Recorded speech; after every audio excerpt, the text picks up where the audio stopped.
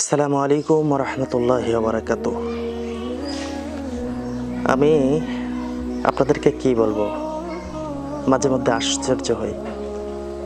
আমি ছোটোখাটো একটা বিজনেস করি, তো অনেক প্রবাসী ভাইয়ের সাথে আমার কথা হয়, খুব কষ্ট লাগে।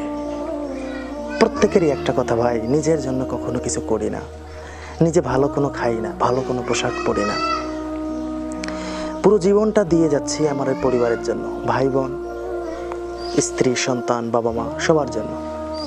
দিন শেষে ভাই কারো মন পাই না। একটা সময় চিন্তা হয়েছে যে ভাই আমি বাসা থেকে চলে আসব, মানে বিদেশ থেকে বাসা আসবো, ছুটিতে 5-6 মাস এসে থাকবো। প্রত্যেকেই অতিরিক্ত আকাঙ্ক্ষা নিয়ে থাকে, আমি তার জন্য কি নিয়ে আসবো, কি গিফট নিয়ে আসবো। বাট এতটুকু কেউ ফিলিংস নিয়ে থাকে না যে আমি যে আসছি এতদিন পর, কি নিয়ে আসছি সেটা তো দূরের কথা, আমি কিভাবে আসছি বা আমি কতটুকু ভালো মন মানসিকতা নিয়ে আসছি এটা কেউ ভাবতে চায় না অধিকাংশ।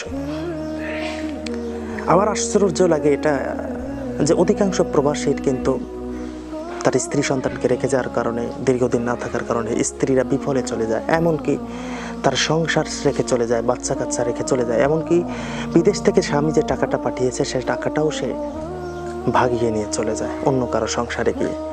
এই যে মানুষের ধন সম্পদ আত্মসাৎ করা, একটা বিশ্বাস নষ্ট করা। আপনি যদি তার সংসার নাই করবেন, কেন আপনি প্রবাসীকে বিয়ে করলেন বলেন? কেন করলেন? আপনি তো জানেন যে ওই ছেলে বিদেশে থাকে। আপনার যদি পাশে থাকা কাউকে প্রয়োজন হয়, তাহলে আপনি একজন খেটে খাওয়া মানুষকে নিতেন না কেন? মানে একদিকে আমাদের সম্পদের লোক, আরেকদিকে সামাজিকতা, সব কিছু মেনটেন করি, বাট নিজের জীবন বলে যে কথা আছে, অন্যরও যে জীবন আছে, অন্যরও একটা পরিবার আছে, এগুলো নিয়ে চিন্তা করি না।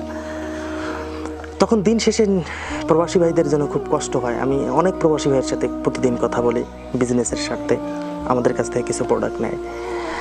তা আলহামদুলিল্লাহ, মানে ওদের কষ্ট দেখলে খুব কষ্ট লাগে। তা আমি দোয়া করি আল্লাহ প্রত্যেকটা প্রবাসী ভাইকে ধৈর্য দান করুক, এবং তারা যাদের সাথে আছে, সংসার করছে, তাদেরকেও ধৈর্য দান করুক। একজন নারী তার যদি সম্ভ্রম, তার যদি ইজ্জত হেফাজত করে, তাহলে তো ওই নারী জান্নাতের 4টা কাজের বৈশিষ্ট্য একটা কাজ করেই ফেললো, যে সে তার ইজ্জতকে হেফাজত করেছে। আর 3টা কাজ, নামাজ, রোজা, এই জাকাত, এই কয়েকটা কাজ যদি ঠিক মতো করে, তাহলে দেখালাল জান্নাত, ওই ব্যক্তি, ওই নারী জান্নাতে চলে যাবে। বাট আমাদের চিন্তা ভাবনাগুলো, মাইন্ড সেট আপগুলো এতটা খারাপ হয়ে গেছে, পুরুষ কিংবা নারী, এখান থেকে বের হয়ে আমাদের আসা খুবই কঠিন। আল্লাহ সুবহানাহু ওয়া তাআলা আমাদেরকে হেদায়েত দান করুক।